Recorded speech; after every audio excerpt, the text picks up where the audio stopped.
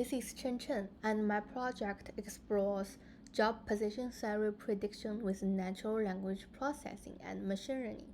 This is the final project for data engineering and mining course.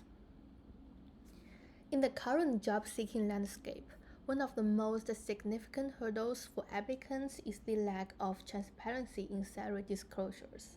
This uncertainty often leads to difficulties in decision-making and affects the overall efficiency of the job search process. Recognizing this issue, my project aimed to develop a model that could predict salaries using advanced data science techniques. The heart of our approach lies in the integration of natural language processing and machine learning. By utilizing these technologies, I'm able to harness the rich information contained within job descriptions and other key elements of job listings. The methodology involves a detailed examination of a dataset comprising job titles, descriptions, and requisite qualifications. Then, NLP techniques, specifically focusing on text preprocessing, were applied to transform these descriptions into a format suitable for analysis. This step was crucial, as job descriptions are often lengthy and complex. The core of my analysis involved testing various machine learning models. We explored linear regression, decision trees, random forest, and XGBoost, assessing their efficiency in predicting salaries. Our performance metrics included mean squared error, root mean squared error, and R-squared. As we embarked on our journey to predict job salaries using cutting-edge techniques, it was imperative to first understand the landscape of existing work. The field of salary prediction is not new, and various studies have contributed significantly to its evolution. Historically, salary prediction has primarily relied on traditional statistical methods. Earlier researchers have extensively utilized multiple regression models.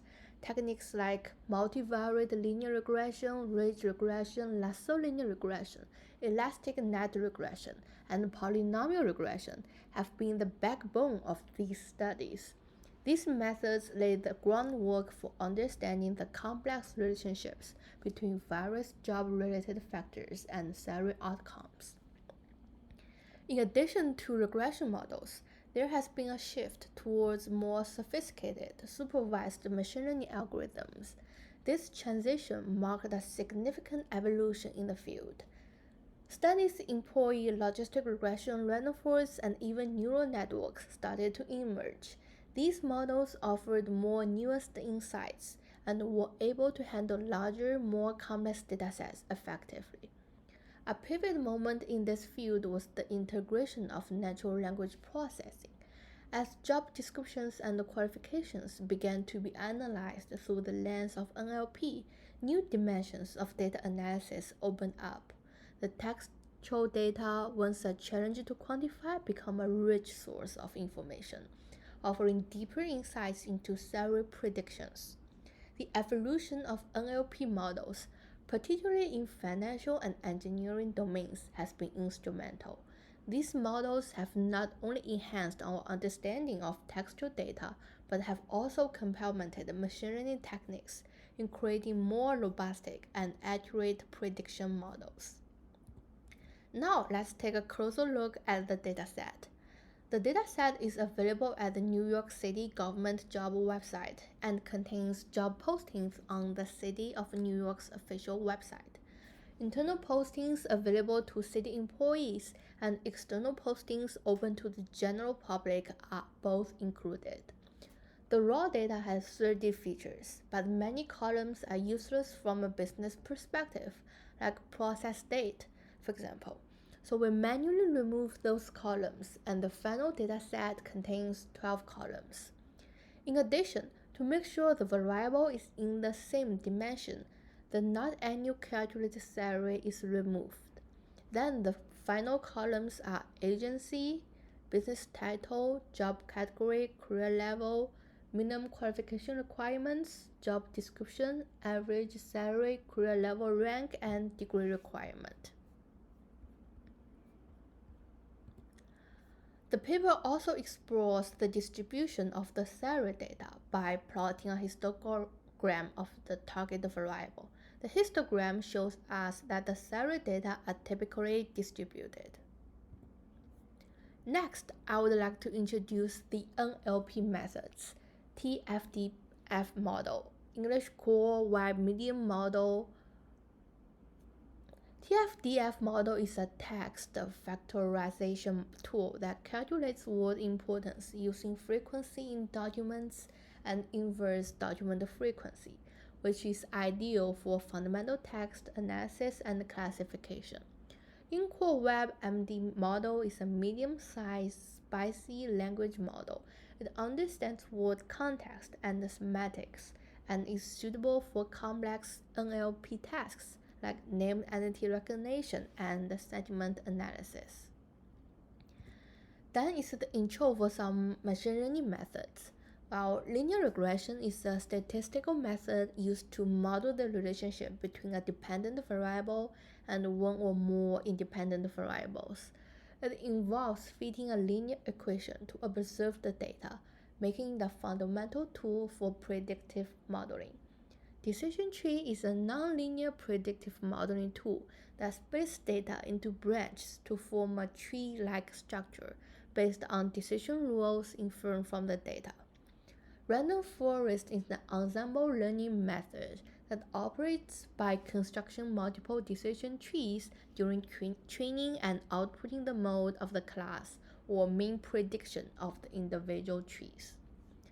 Extreme gradient boosting is an advanced implementation of gradient boosting algorithm. It builds sequential models, each correcting the errors of the previous one, resulting in a highly accurate ensemble prediction. Next, I'll introduce some model evaluation method. While mean squared error, which is MSE, and root mean squared error, which is RMSE and R squared. Those three are critical metrics used to evaluate the performance of predictive models. MSE measures the average square differences between actual and predictive values, providing insight into the model's accuracy. Lower MSE indicates better performance. RMSE, it is the square root of MSE, is in the same units as the target variable. And R squared, the coefficient of determination, indicates the proportion of variance in the dependent variable that is predictable from the independent variable, with values closer to 1 suggesting a better fit. And the next slide shows tables about the model result. The left-hand results are after using TFDF model dealing with the job description feature. Then the results of our four models, linear regression, random forest, decision tree, and XGBoost. We can see the R square is 0.902 for decision tree and 904 for random forests and 0.74 for the XGBoost. The right-hand table is the result for in-core web median predel data model. For decision tree, it shows great accuracy with R square of 0.87, and for random forests, it's 0.88. And then for the XGBoost shows reasonable performance with R square as 0.77. While it's not as effective as random forests or decision trees. By looking at the results, we can see the machine learning result is generally better for TFDF model predel data. And also random forest is the best prediction model. The second one is the decision tree. Then it is the XGBoost. And the linear regression model performs very badly, so it makes no sense here. First, let us discuss why TFDF model performs better than in-core web medium model. TFDF model is good at tasks where word frequency is crucial and very efficient, while it does not account for word meaning. On the other hand, in-core web medium model is better at capturing the meaning of words in context using word factors. In the situation here, we use those two natural language processing tools to deal with the job description column, and that column has many similar words. Therefore, as it is more about understanding the importance of words in documents and their frequency, here TF-DF model will be a better fit. In terms of machine learning models' performance, the linear regression model is too simple in this situation and therefore has no prediction power. As to why XGBoost performs worse than both decision tree and random forest, it may be because XGBoost is a robust gradient boosting framework, is highly sensitive to parameter settings, and needs more professional optimal tuning. In addition, as the dataset has many categorical features, the random forest and decision tree would perform better as they are more advantageous for their model characteristics. Then comes to why the decision tree performs worse than the random forest. Well, though the results of those two models are close, random forests, which are ensembles of decision trees, tend to perform better than a single decision tree in many scenarios due to their ability to reduce overfitting and improve generalization. In our cases here, it is also a perfect sample. In conclusion, this project is a testament to the power of combining natural language processing with machine learning models. It highlights how data science can be leveraged to bring clarity and efficiency to critical aspects of our lives, like the job market.